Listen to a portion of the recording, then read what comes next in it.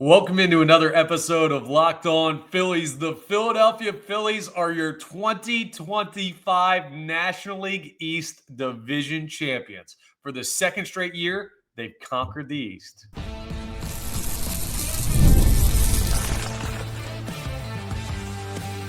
You are Locked On Phillies, your daily Philadelphia Phillies podcast. Part of the Locked On Podcast Network, your team every day. Yes, this is Locked On Phillies. I'm your host, Connor Thomas. Thank you so much for joining us on this beautiful, beautiful day. We are part of the Locked On Podcast Network, your team every day. You might know me for some of my other work in the sports talk space. I've been on air over at 97.5 The Fanatic, doing sports talk radio here in Philadelphia for over 5 years. I've been a credentialed Philadelphia Phillies media member for the past 4 seasons, and this is now my 4th year as the host of Locked On Phillies. Today's episode is brought to you by FanDuel. Right now, new customers can bet just $5, and if your bet wins, you'll get $300 in bonus bets to use across the app. Download the app today. Oh my goodness, what a night, what a morning it turned into, because yes, it took till well after midnight here on the East Coast for the Philadelphia Phillies and Los Angeles Dodgers to wrap up game 1 of their series out in LA, and it ended with a 6-5 final, and the Phillies victorious, National League East champions for the second straight year. Yeah, that's right. We ran it back to back. The Phillies are the first team in baseball to clinch a division title. This is the earliest in a season the Phillies have clinched the NL East in franchise history. And my goodness, was it dramatic? Was it just exhilarating? It was uncomfortable at times with the way that the Dodgers continued to make it difficult for the Phillies to close that one out. But they got the job done. And as much as there are some things to break down about the game, and we'll do a little bit of that in a little bit, we'll also look at what's next for the regular season for the Phillies now that they have the postseason berth and the division locked up. And we'll also talk about game 2, the hangover game out there in Los Angeles after a night of celebrating. The number one thing that we need to talk about is just how special of a regular season this has been for the Philadelphia Phillies. And there are a lot of really awesome moments in the celebration last night in the locker room out in Los Angeles. And credit to all of the reporters who stayed up late and got their clothes all soaked with champagne and beer funnels and everything that was going on in the visitors clubhouse out in LA for giving us the information on what was going on. But to me, the moment of the celebration last night was Rob Thompson giving a speech to his team before any of the bottles were popped and any of the drink was flowing. And he talked about the adversity that the team's gone through. He talked about the players that couldn't be out there in LA. And he mentioned Zach Wheeler and Trey Turner and Jose Alvarado and Jordan Romano, who are all on the injured list now, and none of those guys made the trip out there. Alec Bohm wasn't mentioned. He's not currently playing, but he is out there in LA with the team. But the stuff that they've gone through, he brings up the guys that were brought up from Lehigh Valley to help the team. Guys like Otto Kemp, guys like Weston Wilson, guys in the bullpen throughout the year that have made a difference for this baseball team. And as much as the Phillies have made it look easy, it wasn't easy for them this year. I mean, you lost the ace of your staff. You've had Trey Turner and Bryce Harper and Alec Bohm and all of these guys on the injured list. You've had up and down years for some big time players. You've had resurgent seasons for guys that looked lost, like JT Realmuto, like Brandon Marsh. It's been an insane season for the Philadelphia Phillies. And the beautiful thing, and I talked about this on the radio maybe a week ago, and I might have brought this up before on the podcast, but let me tell you about it now. This team in the past, right, this Phillies team has had adversity, and they've fought through adversity before. So this is not something new to them, right? Winning the division in this, in the face of adversity is not something that they haven't done. They did it last year while they struggled through the second half of the season. But the worst stretch of the Phillies season this year was a 1-9 stretch that was back in what? It was April into May, I believe, or maybe May into June, it might have been. 10 games. That's it. In previous years, we've seen bad months. We've seen bad multiple months from the Philadelphia Phillies. But this team this year has been better than any Phillies team in this era at saying, nope, we're not going any further with these bad stretches. It stops here. 10 games, not ideal. But it's better than 25 games. It's better than 2 months worth of bad baseball. They have bounced back quicker and better than I have seen any Phillies team in this era do. And that is monstrously impressive by them. So Rob Thompson bringing that up and crediting the resolve of his team is a very important part of this equation and something that I really loved. If you've been following the Phillies and following their postseason celebrations, you know that Rob Thompson always wraps up his locker room speech before the celebration by asking catcher JT Realmuto how many we got left. And what he means by that is how many games do we have left to win until, well, we win the whole damn thing. Because make no mistake, just like I said on yesterday's episode with the whole job's not finished, making the postseason is nice, but the goal for this team has always been win it all, win the World Series. Rob Thompson said right at the end of the speech, how many we got, JT? And instead of giving a game number, which not to ruin the romanticism of the moment, but the Phillies don't know because they have not confirmed whether they will have a first round bye or not yet. More on that later in the episode. But JT just said, whatever the hell it takes, Topper. And that has been the feeling around this team all year. Whatever the hell it takes. If it takes calling up guys from AAA, we'll do it. If it takes a crazy outfield rotation, we'll do it. If it takes losing our number one starting pitcher, we'll do it. If it takes a bullpen that has been up and down and topsy-turvy all year, we'll do it. If it takes trade deadline acquisitions like Harrison Bader, who's been awesome, Jawan Duran, who I know gave up a home run and blew a save last night. I'm not losing any sleep over it. I'm really not. And part of that is because the Phillies did end up winning the game. But if it takes that, we'll do it. If it takes signing a 40-year-old reliever who was on the street in David Robertson, who was nails in a bases-loaded, one-out situation in LA against one of the best teams in baseball, gets out of the jam, even with some bad calls by the umpire behind home plate and at third base that should have helped them get out of that game easier. We will do it. That's the message of the 2025 Philadelphia Phillies so far. And it feels different this time around. It really does. Like, this is not just the getting caught up in the moment. In 2022, when this team backed their way into the postseason and barely qualified as the final wildcard team, it was, all right, we'll see, I guess.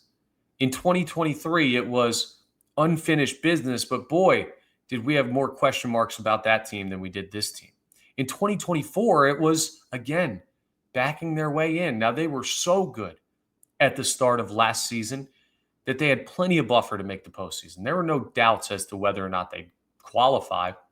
But what quality of team were you getting at that point in the season? Because they'd looked near dead in the water for months, really since that London series ended. And we've talked about that so many times. But this year, the ability to stop those bad stretches quickly and the consistency to bounce back from really bad moments with really great moments, that's the defining quality of the Phillies. And that is why they are not just finding their way into the postseason. No, they are not just, hey, we qualified, thank goodness. A great quote from back in the day with the Eagles, back when they, I forget what year it even was, but Malcolm Jenkins, who was one of the defensive leaders on those Eagles teams, the Eagles team that won the Super Bowl in 2017, 2018. There was a time where they made the postseason and they were questioning like, oh, whether or not they would qualify, right? Just like I was talking with previous iterations of this Phillies team. And he said, yeah, we're not just sneaking in the door. We're kicking that bleep down. And that's what it feels like for the Phillies right now. They have kicked down the door to the postseason. They have kicked down the door to the National League East title. They have kicked down the door of first team in baseball to qualify. And heck, it's not out of the question that they can kick down the door to the best record in baseball in the regular season and roll into October as hot as anybody. You show me another team in baseball right now that has better momentum with October on the horizon than your Philadelphia Phillies. You can't. They don't exist. Now, does that mean that there's guaranteed success coming in Red October? No. It's going to be a tough road. There's a lot still to take care of. There's still some stuff in the regular season to take care of, which we're going to talk about, and how important that really is from how the postseason looks to be seeding out in the National League. But at the end of the day, it took 10 innings last night. It took a long, long road to get here this season. But the Philadelphia Phillies, as much or more so than any other team in baseball, has earned this damn thing. Back-to-back division champs. Red October coming soon. And my goodness, this team, I feel the same way Rob Thompson felt when he talked after, not in that speech that I was talking about, but he was just given a chance to talk with Tom McCarthy on the NBC Sports Philadelphia broadcast of the celebration. And he basically said, yeah, these 4 years, right, this time here managing the Philadelphia Phillies has been the best time of my baseball coaching career. And he's been doing this a long, long time. And he clearly thinks that this team has something really, really special. It's starting to feel like 2008 again. And if you're getting that feeling too, well, the last time the Phillies clinched at Dodger Stadium, it was 2008. And we all remember how that ended. So to your National League East Philadelphia Phillies, we celebrate. But the celebration can't last too long. There's still stuff to accomplish. So what needs to happen in the regular season now that another important step has been taken? Well, we'll talk about that coming up next as we continue today's episode of Locked On Phillies. Let's talk about Nutrafol first, though, because, guys, if you're a baseball fan, right, you love wearing the baseball caps. It's a great thing. It's stylish. It can go with your outfit. Like, well, you can't see mine today because I'm wearing the goggles, like I'm celebrating myself, like I'm part of the team. But the point is this: you don't want to always have to wear a baseball hat because your hair's gone, or it's thinning, or it's shedding. And that's why you've got to check out Nutrafol. Now, I know what you're thinking. You've probably seen a million ads for hair growth products and thought, sure, like that actually works. There are so many products out there. It's hard to know which ones are actually going to do anything. And that's why you should give Nutrafol a closer look. They're the #1 dermatologist recommended hair growth supplement brand, trusted by over 1.5 million people. And it's not just hype. This is a supplement clinically tested that targets the root causes of thinning and shedding with a proactive approach. So you can even jump on this before it becomes a major problem for you. And you can feel good about it knowing Nutrafol is NSF certified and backed by peer-reviewed studies. See thicker, stronger hair with less shedding in just 3 to 6 months with Nutrafol. For a limited time, Nutrafol is offering Locked On MLB listeners $10 off your first month subscription and free shipping when you go to Nutrafol.com and enter the promo code Locked On MLB. That's Nutrafol.com, Nutrafol.com, promo code Locked On MLB. Take care of that hair, guys. Make sure you're using Nutrafol. Let's talk about game time as well, because there's nothing like catching a baseball game live. Maybe a postseason baseball game. The Phils have punched their ticket. The energy, the crowd, the chance to see your team in person, there is nothing like it. But actually getting tickets, that's the tough part. And it gets tougher as the games get bigger. Queues, login screens, surprise fees. It takes all the fun out of it. And Red October is supposed to be fun. And that's why I use Game Time, the app that gives the advantage back to the fans.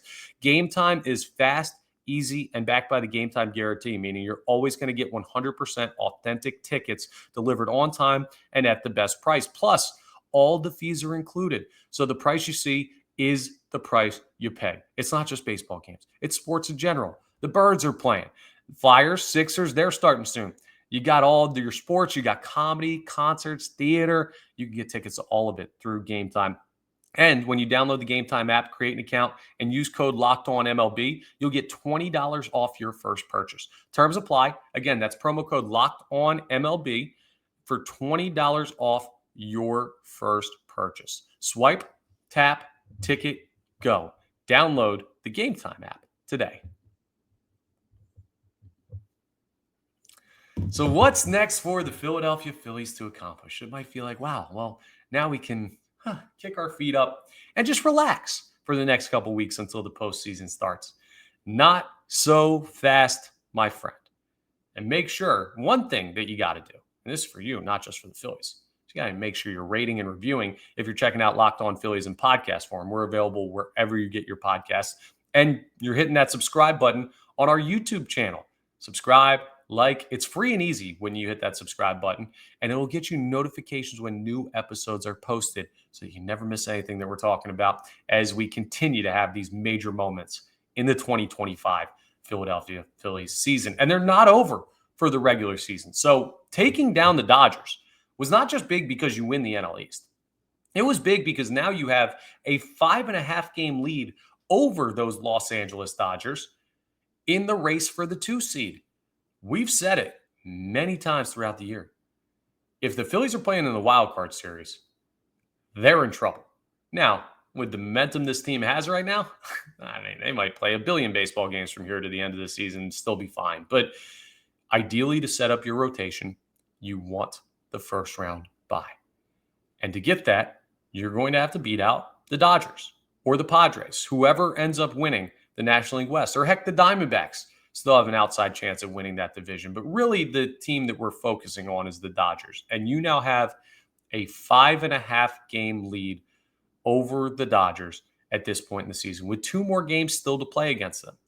The next win is a double win because it will guarantee the tiebreaker over the Los Angeles Dodgers. Remember, the Phillies took 2 of 3 at Citizens Bank Park earlier this year from this LA team. So if they win 2 out of 3 out there in LA, it's basically like you've won 3 games. And you get that tiebreaker, and it extends the lead anymore. So 1 more win in this series, and you can feel pretty confident that the Phillies will have locked up a first-round bye. And the Dodgers, oh yeah, those mighty Dodgers, who everyone, myself included, said we're going to break baseball with the way they built their team this year, will be playing in a 3-game wild card series? Whew, that is tricky for them. Now, how the seeding works, right? And here's the thing that you want to keep an eye on. Potentially the 1 seed. Now you start to open your mind to that possibility, right? The Phillies are a 1.5 games back on the Milwaukee Brewers for the top record in baseball. And that would also mean the top seed in the National League. Why is that important? Because the 1 seed, as things stand right now in the NL playoff picture, would play the winner of Padres, Cubs. The 2 seed would play the winner of Mets, Dodgers.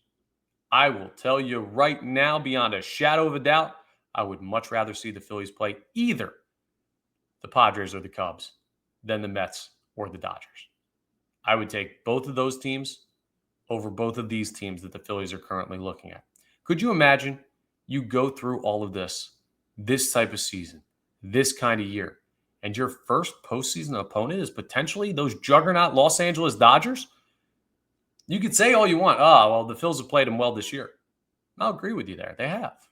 They have something on the Los Angeles Dodgers where they just find a way to beat this team more than they beat the Phillies. But I'm not exactly clamoring to play the Dodgers in October. And I'm not clamoring to play the Mets either. Let me ask you something real quick. If you're like, Connor, you're still afraid of the Mets? Look at the National League playoff teams.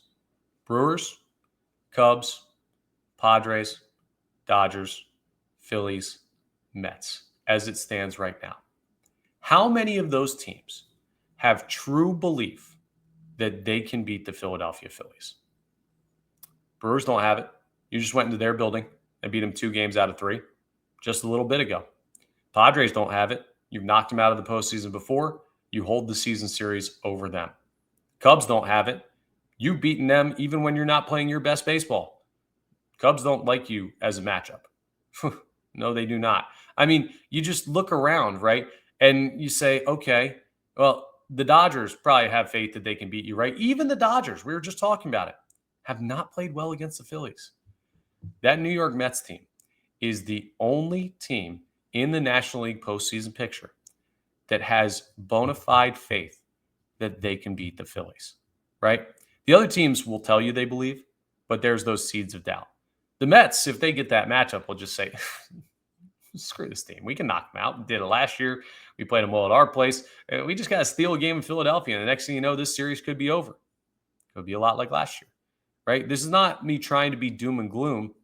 This is me saying that if you buy into this way of thinking, you're probably going to want to see the Phillies track down the Brewers for the 1 seed. Now, will it be difficult? Yes. Is it necessary? No. The only thing necessary is a top 2 seed in the first round bye. Would I like to see it happen? Absolutely. And you know what might work even more too? If you do end up thinking that the 2 seed is more likely, which I still think the 2 seed is more likely for the Phillies, but I'm allowing myself to dream a little bit. Wild theory here. You play the Dodgers for 2 more games. Then you have Thursday off. Then you head to Arizona for 3 against those Diamondbacks. Would it be better for the Phillies if the Diamondbacks had a good series and maybe took the Mets out of the postseason picture? I know the whole 2023 NLCS thing is still a boogeyman for us, but is it a bigger one than the Mets?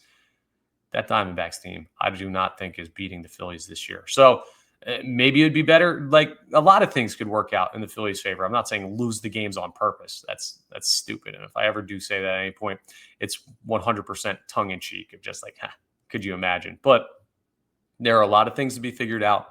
The 1 seed, as it should be, is the easier path, clearly, in my opinion.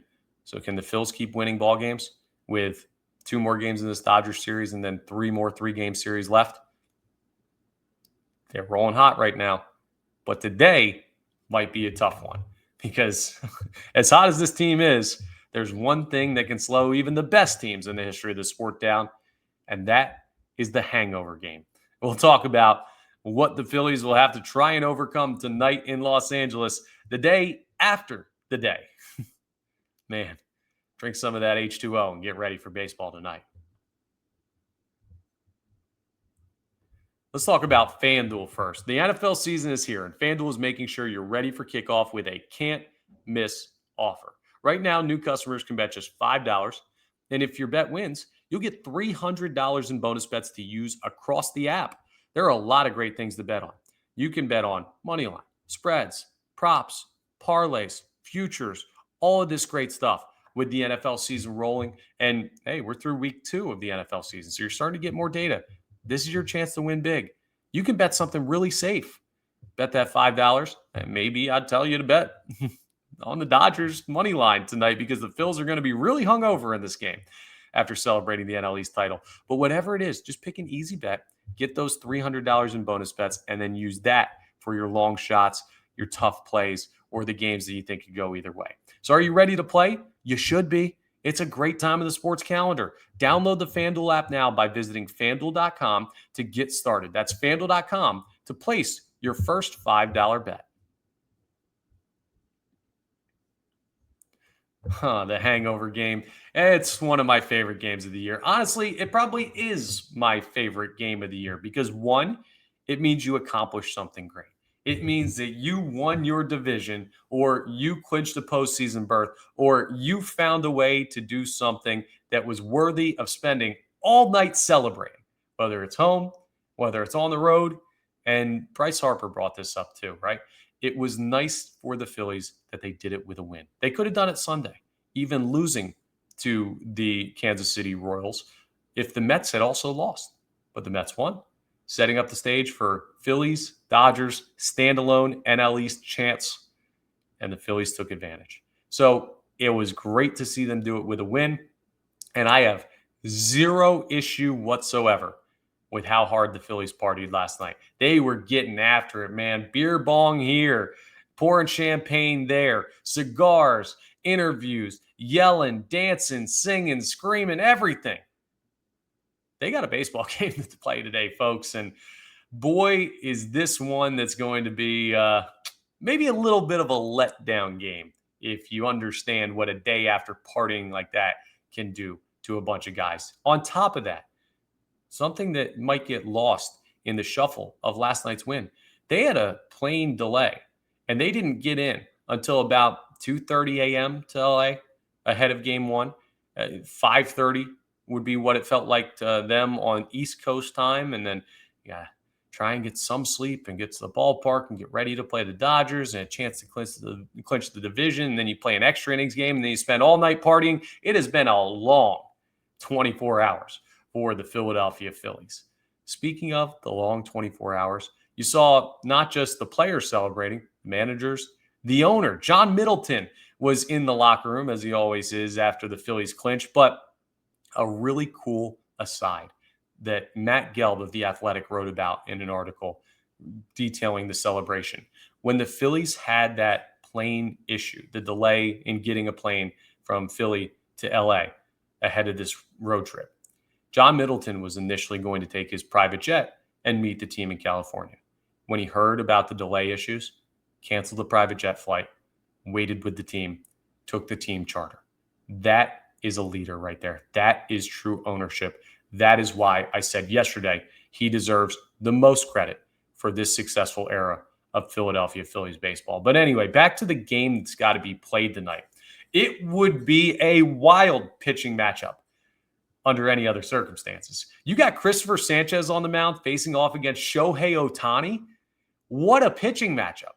But considering the Phillies are going to be nursing some headaches and Ohtani is not at his full strength, still recovering from his Tommy John surgery, it may be a bigger matchup in name than it actually is in reality when we see it. Now, I just laid out for you in our last segment why it's so important to get one of the top two seeds. And the Dodgers have not given up on trying to find that first round bye.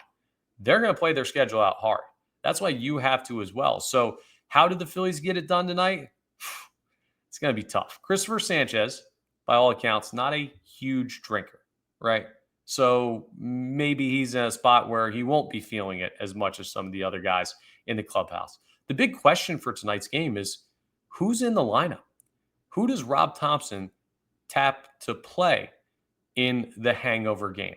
You'll remember, I forget what year it was. It might have been last year, actually. Garrett Stubbs in the hangover game hits his first home run of the year.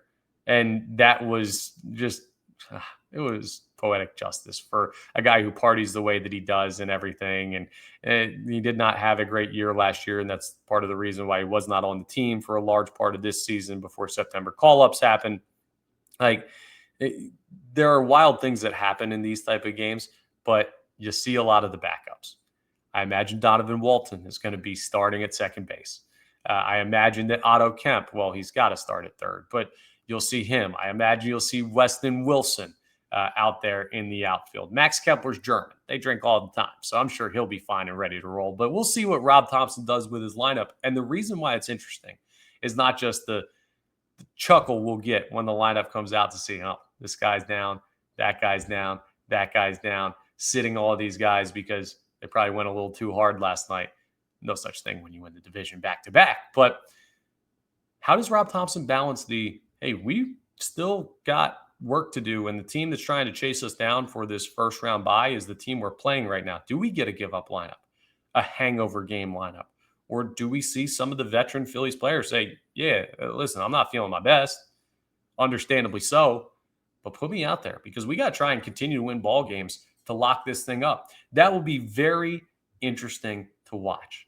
I don't know how many guys are in the lineup. I imagine it's Rafael Marchand behind the dish, and JT will get a day. Like I said, I imagine it'll be Donovan Walton playing second base, Weston Wilson in the outfield somewhere. You may see, I don't know, Otto Kemp at first and Edmundo Sosa at third. And the problem with it is they don't really have that many guys. With Bowman Turner not currently on the team, you don't really have the ability to throw in these guys that don't normally play. The guys that don't normally play are the guys that have been playing, which is part of the reason this stretch that the Phillies have gone on since being swept in New York at Citi Field has been so darn impressive. But at some point, you are going to see a lineup today that does not have the typical names for the Phillies. I think how far do they go will be a major indicator as to how hard they're going to be trying to chase down this one seed. They might not care about the one seed, just the first round bye. And if that's their deal, okay. I don't want this team to try and avoid anybody and try and say, well, Mets, Dodgers, we don't want to play them. You're the first team in baseball to clinch. You shouldn't be afraid of anybody. Now, if I have my preferences, that's one thing. But I think they're going to say, hey, we'll play whoever. So if they prioritize just first round bye and rest, go for it. But the hangover game should be interesting. We've had some special ones the past couple of years. In fact, we've had 4 straight years of hangover games, which means 4 straight years of postseason appearances. And now a new tradition, 2 straight years of National League East Championship. That is a beautiful, beautiful thing to hear. And the Phillies, who had not won the division for 13 years prior to last season, have now won it back to back. So go ahead and celebrate, Philadelphia. Get your sleep when you can. It's another late night tonight. I'll be up late watching every second, even if the big boys aren't playing, because job's not finished. But it certainly was a reason to enjoy a celebration last night, today, and now it's time to gear up for Red October. That's all for today's episode. Thank you so much for joining us. Once again, we're part of the Locked On Podcast Network, your team every day. Please make sure you're rating, reviewing, subscribing to the YouTube, all that stuff that really helps us out. We're not done Locked On Phillies either. I mean, I don't care. It's a hangover game. We're going to be breaking it all down tomorrow and talking a lot about setting things up for October. So we will talk to you tomorrow on the next episode of Locked On Phillies.